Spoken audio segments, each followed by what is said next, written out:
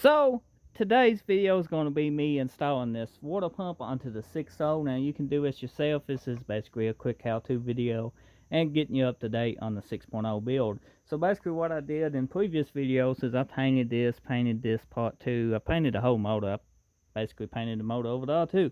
But I went ahead and I scraped off the paint with a razor blade. I made sure I didn't nick it. I took my time and basically just held these up the way they go, and you can see I just scraped it off. Now these don't supposed to use silicone. I'm going to take a little bit of silicone anyway and just go on the edge of this on both sides of the water pump and on this to give it a chance to help hold it on there, and basically just a chance to, not leak. The silicone I'm going to be using today is pretty much this 1-minute gasket maker. If it'll focus right here. I use this stuff a lot. You see it a lot on my channel. It's great stuff. It's got lots of uses. I highly recommend it. Usually if you got something to leak with regular silicone, use this. It won't leak. This is expensive, but boy, it is a quality product. So I'm just going to apply a skim coat to this, rubber glove and some patience. Just a light coat, all you need to do. This around what seals, because you don't want a lot of silicone, because you got an O-ring and it will mash out under other places you don't need it. So just a thin coat, all you need. If you get any in your little holes here where your bolts go, you need to get it out, because that can go back and cause issues with the bolt going in and crack the bolt, break the bolt, or crack the block. Just like so.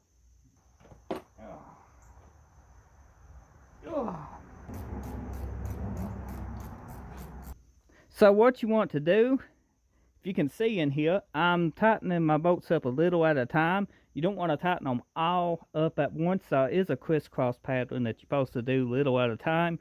What I do is just go around in a crisscross pattern and snug them up, and then I just take them 22 foot-pounds. That's what I personally do, and that's what I'm getting ready to do here.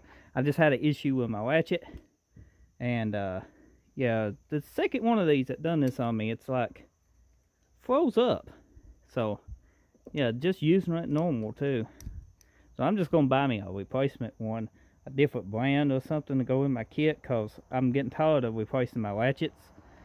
But Craftsman, whatever this part number is, you need to improve on your ratchet. It's junk. So what I'm doing is just gonna take this torque wrench and snug them up, and then take them to torque, because I can't find a ratchet right now, and I'm trying to get this done before the gasket sets up. So a new angle, I got everything snugged up. I'm going to take it to 22 foot-pounds and call it a day. After the ratchet issues, So you want to crisscross it too. 22.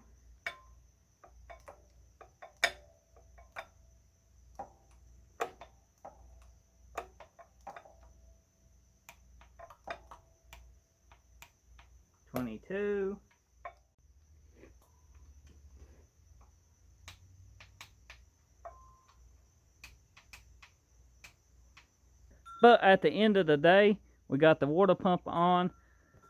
I do need to take this pulley off here so I can paint it too. Actually, that pulley's bad. Need to replace that pulley. Yeah. Might get by for now. That's how simple it is to install your own water pump. You don't have to use the silicone if you don't want to. I chose to because I don't want no leaks. They torque down to 22 foot-pounds. The boats do. This was a used water pump, but it had very low miles on it, so I'm reusing it. I got another clutch fan in case this is bad. I won't know till actually I run the vehicle. It feels quite loose, but I ain't got a belt on it, Got a starter. We got to put a solenoid on. I don't know if that thing you can do to the LS engines, but I would say you can replace the solenoid on them. I got the standard shift flywheel 4.8. I gotta somehow figure out get the clutch working on a SM 4654 speed, which is going behind this 6.0. I gotta put valve springs on the heads for the floppy stage 2. Gotta get the head gaskets. Gotta get new head bolts. Gotta get flywheel bolts. Gotta get Clutch pressure plate bolts.